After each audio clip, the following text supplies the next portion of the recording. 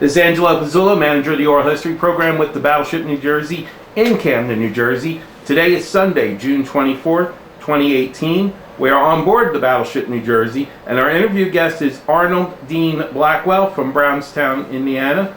Mr. Blackwell served on board USS New Jersey during the Korean Commission. Welcome home, Mr. Blackwell. Thank you, sir. And what is your current age?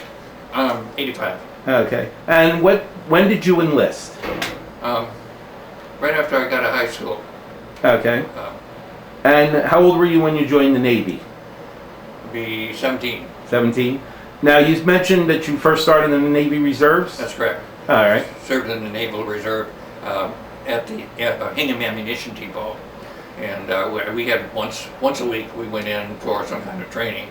I wasn't there very long, and the Korean War had just started out, so I shipped over regular Navy. Okay. And where did you go to boot camp? I went to Rhode Island. All right. Newport, Rhode Island. Newport, Rhode Island? Okay. And any experiences or stories you'd like to share from boot camp? Anything stand out? Yeah. Spent 2 weeks in sick bay with pneumonia. They first gave me penicillin, then they found out I was allergic to it. They changed the. I don't know what they gave me after that, but after the 2 weeks, I went from one company to another company because they were 2 weeks in length, I guess, before they started another company. Mm-hmm. Okay. Now, did you go to an A school? Damage control school. And where was that? I was here nearby Philadelphia. And any stories or anything stick out from that experience? We did some firefighting. Okay. That situation was a little bit different. I had not done any kind of firefighting like that. Okay. I had done some firefighting as a civilian, but it was different. Mm-hmm. All right. So let me go. Let me backtrack to the Hingham ammunition depot. You were telling me before the interview that something interesting would go on when they were doing an ammunition transfer? Yeah, it happened several times while we were home. I lived up in a hill which the ammunition trucks would take past us to go to Cohasset, and then they would go out to ships, okay? And before they did that, they would sound the air raid alarm, which you call, I guess, tornado alarm now. That's what they're using for the same thing, I guess. And they would, everything would shut down. And you could look out the window, but you better not be outside, because that was the same thing as, that was an emergency situation for civilians, okay? And we could watch the trucks go by from the hill where I lived, okay? And by the school that I grew up in. So that was kind of interesting. And that was before you joined the Navy? What years would you remember that? That was during WW2, yes. Okay.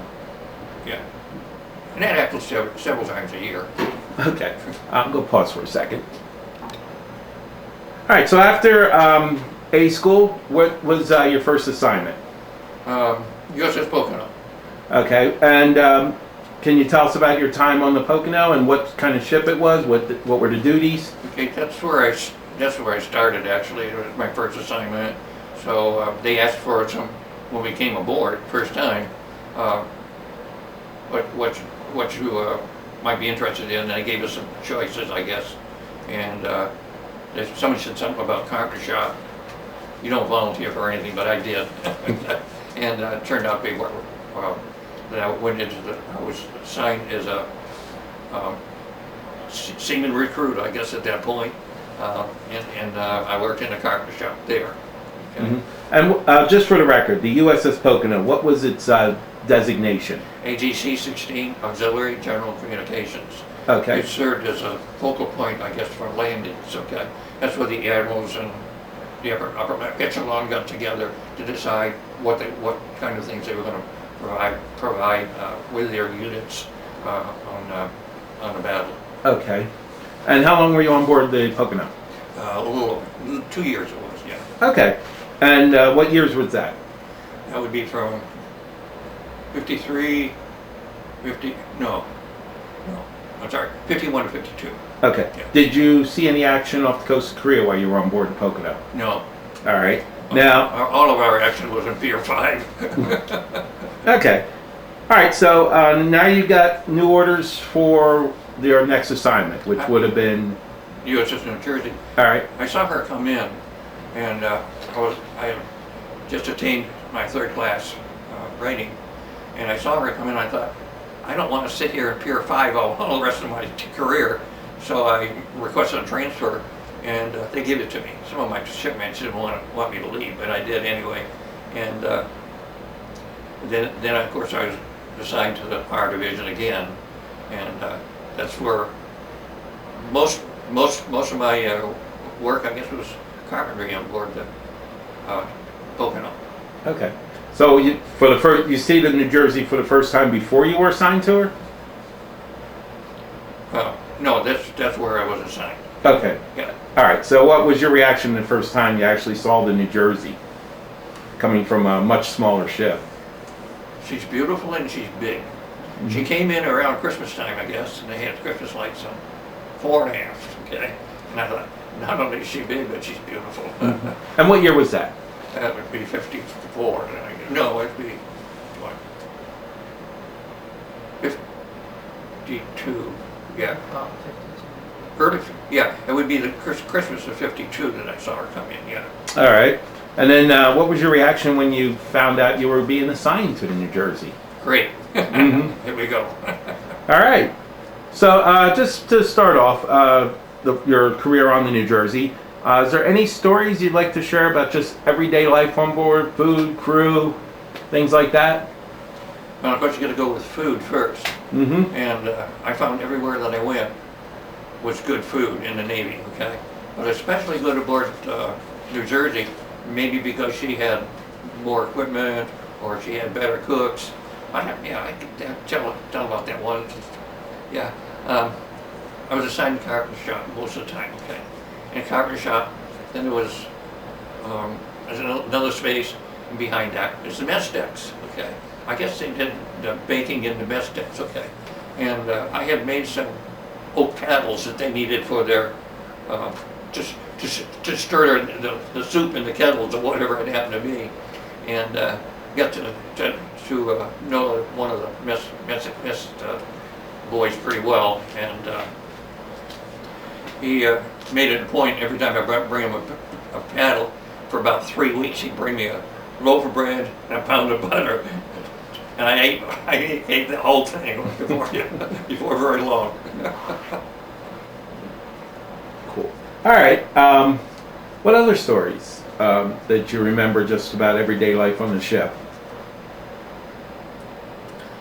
Other things that we did in damage control, we were concerned with watertight integrity, of course, and that was one of our concerns. And there was several tanks. I don't know how many tanks on board ship. There are compartments that are empty. Okay, they're called damage control tanks. Okay, and outboard there'll be two fuel oil tanks, and inboard from that would be 2 damage control tanks. Normally those are empty. Okay, and part of my job was to make sure that they were empty. So we took soundings quite frequently. I'm not quite sure exactly what the schedule was, but we were scheduled to do that. We take a tape with it was a measuring tape actually, with a lead weight on it. We drop it down and find out where the water was when we brought it back up. Okay, if there was water on it, we would pump it.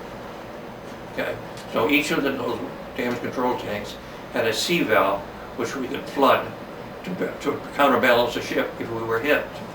Okay, and I guess that was part of what we did, was make sure that those tanks stayed watertight. Mm-hmm. Okay. All right. What about any crew members that you remember? On the USS New Jersey. Oh, on the New Jersey. Yeah, we're talking about the New Jersey. Okay. Not that I recall offhand. There was one young man I thought about. I don't remember. Okay. Now, what was your general quarters station on board? Repair 3. that was kind of a funny thing too. I came aboard and we were about ready to go to Korea, and the officer that was in charge of the Repair 3 left the ship for some reason or another, and then there was a chief petty officer was also who took over after him, and he left before we went to. So it ended up I had the responsibility for Repair 3, which was kind of interesting. Mm-hmm. And what was Repair 3? Give a description. Actually, we were below decks to maintain watertight integrity again, but we also were there in case of fire. Okay, so we did firefighting. We were able to shore. We had shoring materials in the damage control locker for repairing leaks where we could. Okay, and 4x4s and that kind of thing. I don't think I can handle that stuff anymore. Yeah. All right. Now, what about for just general watch stations? Basically, that was what off times when I became second class. Yeah, I became second class. I stood damage control watch in the damage control office. That was on the second deck, no, third deck, just forward of the passageway that leads to the engine rooms and the fire rooms. Now, did you called that Broadway back then, right? Yes, we. Okay. Yeah. I just want to double check because I actually heard. No, we didn't. We called it Holland Tunnel. That was something interesting because normally it's called Broadway, but for the Korea Commission, it seems like it was known as the Holland Tunnel. It's just interesting. Yeah. So that's good to confirm. Okay. And it's still, by the way, it's still there. The damage controls that did not change even after Korea. Okay. All right. So how about your general workstation? I mean, when you're not on watch, you're not at GQ, where did you work? And what did you do? Well, mostly in a carpenter shop. Okay. Okay. We did all kinds of things in there.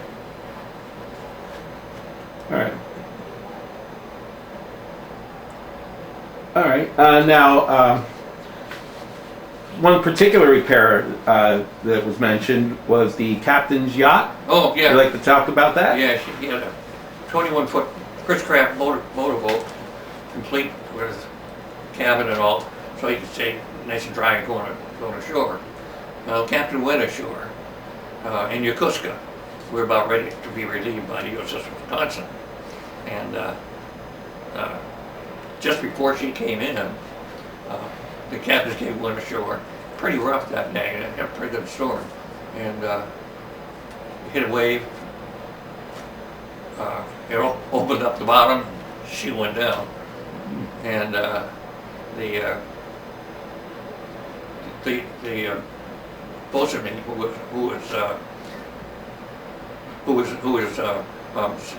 was actually the captain of the boat was recovered. Okay, the captain's gig was after we left. Okay, so meantime we're going home. We don't have a captain's gig. So they took the motor whaleboat, which was the same type of Chris Craft. Okay, it just didn't have a cabin. So we had some mahogany on board and some plexiglass. So we built the cabin. Okay, it's kind of fun.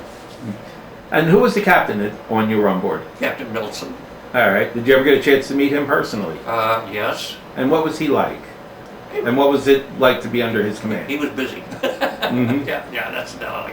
I just kind of met him a couple times on board ship. Okay. All right. So, any ports of call stand out during your time on the New Jersey? Busan. We had an opportunity to move into Busan for a couple of days. Got some time to go ashore. We took one of our motor whaleboats and they took us ashore. Spent 4 hours in Busan, never wanted to go back. It was really tough. Growing up in the slums is not as bad as that was here. Mm-hmm. It was, remember a couple of kids grabbed hold of a chicken that was running around, came back on back of the ship, and they were cooking it. So that's what they had for food for the day. But it had been, after we got there though, things changed. We kept doing some sports to the first division, okay, Marine Division on the shore. And when they call for something, we'd send it up. We'd send them a 16 or whatever they wanted for us to remove. Any other ports of call? Any favorites? Wonsan. Mm-hmm. Wonsan was great because the captain wanted to give, Assistant Secretary of Navy came aboard, and I guess the captain wanted to show him around a little bit, and we went into Wonsan Harbor and dropped our anchor, which we have not done before. We've been in Wonsan Harbor a few times, breaking things up, and I was at my internal quarter station down on the third deck, and came running up when they called away. We had just secured the anchor, okay. My job was to break, okay. And anyway, we went back down below to the damage control section, and then away in the anchor sea detail, okay. So we come back up again and run back up. We're wondering what's going on, okay. And we see some splashes coming toward us, and of course that was 8-inch shells from the beach. They had 8-inch rifles on rails, and they secured them in the cave so that they'd be hard to see. So it must be that we didn't see them coming until we started firing. Mm-hmm. Anyway, we made short work of that, and it's I guess when we were pulling up the anchor, we were kind of dragging a little bit because we started out so quickly. Mm-hmm. At flying speed, I'm sure. But yeah, that was one of the experiences I remember. Okay. Did you ever, do you know if we turned fire on any of those rail guns? Yeah, there wasn't anything left of that little section over there. Mm-hmm. Yeah. Okay. Because I do remember reading in Paul Stillwell's book. He's a officer. I know him, yeah. Oh, okay. I read of him, yeah. So the history book on the New Jersey is basically like our primary source. I see. There was one section where they talked about actually trying to hit a moving train with a 16-inch. Oh yeah, yeah. Are you aware of that, or can you elaborate? That was late in the afternoon, I think, and we're sitting there offshore, and I'm wondering what's going on. There's a mountain on this side, a mountain on that side. There's a tunnel, rail track down to another tunnel. Okay, where it disappeared. Okay, and we're sitting there waiting. I'm wondering what's going on. Okay, and then a train comes out. And then all of a sudden, boom, they took the, I guess they used the 16s. Mm-hmm. And they did get it. All right. Now, before we get into your actual witness of any battle action, did you travel through the Panama Canal at any time? Oh, yes. And what was that like? Going over and coming back. I thought it was beautiful when we came down. It was so quiet. Very early in the morning, you could hear noises coming from the forest, okay, wild animals, obviously. But as we came in, they opened the gates for us. We go in. We're 110 feet wide at the beam, and canals just slightly over 110 feet, I guess. And the donkeys that took us through.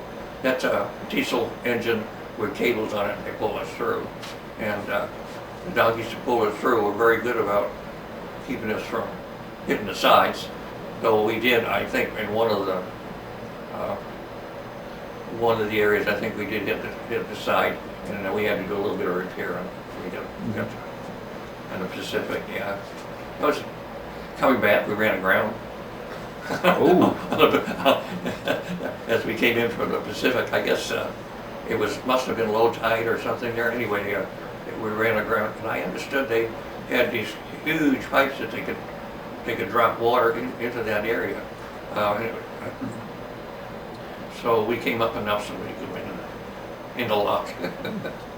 All right. At any point, did you cross the equator, Atlantic, Arctic or Antarctic Circle, or the international date line? International date line, yes. So, did you ever cross the equator also? Not to my knowledge. Okay, so you don't have you didn't have to go through the shellback ceremony? No, sir. Hey. Probably a good thing, right? Yes, I understood that, yeah. Mm-hmm. It was tough enough when you hit the date line. Okay. All right, so let's talk about the action you saw off Korea. You said you, besides Wonsan, what were some of the other areas that you would be stationed for fire support? Hangzhou, Hangnam, or whatever it is, was one of the places I remember. But we pretty much did support on the bomb line, and we'd go to one side, come back down the bomb line, back and forth, okay? And as we were moving along the coast, every once in a while, one of the Marine Army divisions that was on the shore would find our frequency and ask for some help. And we would send them whatever help they wanted to. It was kind of funny. I understood that the people on shore were told to get 1,000 yards away from impact. Okay, they didn't want to do that, but they were afraid they were going to lose some ground. Well, we fire a 16-inch rifle, shell in. There's nothing on that ground, so it was theirs. So, and were you ever on deck to hear the guns fire, and what was that like? Yeah, I was on deck when they fired guns several times. I think the one I remember most was the 16 turret 3. I was forward.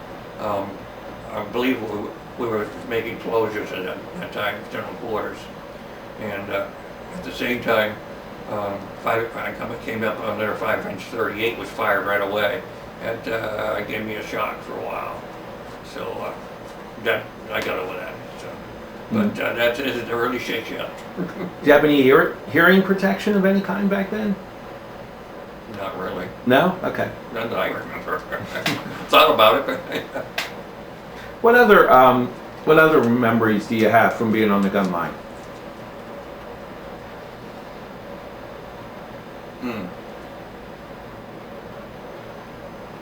Well, let's see. I spent most of my time below decks, of course, in Repair 3 when they were firing. We went to general quarters, so I guess basically for your own protection. And that was another thing that was my responsibility, was those hatches that went on deck. One of my responsibilities was to make sure that they worked and that they were watertight. And did that several times. In fact, that was one of the ways I got a little bit of a break every once in a while. Put a couple of wrenches in a log can and an oil rag in to wipe my hands off with. And I kind of work over the door so it would work well. Okay, I needed a new gasket, we put in a new gasket. Sometimes the opening mechanism wouldn't stick, so you give it a little bit of oil and whatever it needs. Yeah. Okay. Now, were you on board the New Jersey when the armistice was signed to end the Korean? Yes. Not end it. Excuse me. Let me get it historically accurate. And to invoke the ceasefire for the Korean conflict. Yeah. Okay. And what was that like?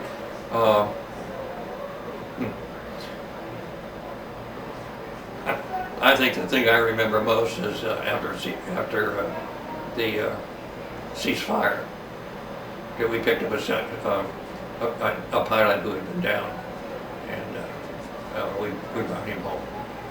An American pilot? Yes. Okay. Yeah. This was after the ceasefire. I think it was the next day or something after that. But, yeah, I was on board. As far as we were concerned on board, we were happy about it, but no special celebrations or anything on it. And what were those celebrations like? You mean if we had a celebration? Oh, We did okay. have a celebration once. Well, I don't know what exactly it was. Maybe it was toward the end of the war, or at the end of the war. We had a cake made. I'm pretty sure it was a cake of the ship, but everybody on board got a piece of cake, or whatever. Yeah. Remember what section of the ship you got to eat? Yeah. Yeah, the mess sticks was about 2 compartments back from where my William McCartney shot. So people when on a good day they would come down from topside, second deck, past past the carpenter shop, okay. I recall the time that I stole a few things while coming down the deck. And we had to contribute some of our manpower, some of the guys from my division that I knew rather well. And they came down with some milk, and they've been doing some welding in the ship fitter shop. And when you're welding zinc, you got a zinc oxide. It's not good for you. And one of the things that helps you is milk. Okay, so one of my guys came down with a couple cartons of milk.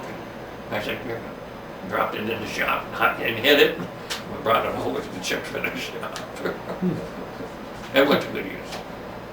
There you go. Always taking care of the crewmates. Well, yeah, they're brothers. They really are. All right. Now, when did you depart Korea? I don't remember that exactly. Had to be August, November, something like that. I think it was probably near November, because I was granted leave when we got home from Norfolk to Boston. I had 3 days there. So, yeah, it was getting close to Christmas. Okay.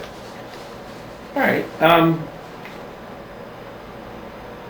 Now, what was your next station after that? When the New Jersey left Korea, what was the next port of call that you went to? We picked up, went to Annapolis to pick up the graduates. And I believe it was in February or March, something like that. And we took them for a cruise across the Atlantic Ocean. We stopped in Cherbourg, France, and that was an interesting one too. At Cherbourg, there were 3 capital ships sitting there. There was a cruiser, us, and an aircraft carrier going into a town of 5,000. The French were very smart. They moved every female out of that area. That was a real smart move on their part, I think. Okay, so. Do you remember the carrier by chance? Which carrier it was? Okay, no, I don't. Okay. Now, after that, what other duties or ports of call or cruises did you take with the New Jersey? I should say coming back from Cherbourg across the English Channel was absolutely flat. We didn't have any waves at all. They told me, one of the elder sailors told me that it always was rough, always. It was something else. Anyway. All right. And when did you depart the New Jersey? And what was your next assignment? March of 54. Yeah, 54. Yeah, I went back to 54, and from there I went home. I was discharged in March. Okay. All right. That was actually one of my next questions. When did you get discharged from the Navy? And if you don't mind, we'd like to hear a little bit about your post-naval life, family, career, and just a little synopsis of what you did after the Navy. Okay, went home, started Northeastern University. I was looking at being a nuclear physicist. I came through high school with a C- average, so I didn't make it all the way. So I came home, and Lutheran chaplain came around, a minister. He was actually a missionary, okay? And that was my choice at that particular point. And so he was looking for some people to help with a new church, okay? So that's what I did for that summer. And then after that, I went to, he suggested, because I was working with young people, that I go to Concordia College in Chicago area, and get a degree in youth work. I started that way, and then I got to thinking, there's not a lot of money in youth work, okay, and I have to make a living, and the chief courses at Concordia University was education, okay, and also music, okay. Music, I can play piano, that's it, okay. But got my degree in teaching, my first assignment was in Houston, Texas. Spent a year and a half there. I didn't actually finish at that time, so I was kind of on a call, okay? But then when I came back, I finished up that summer.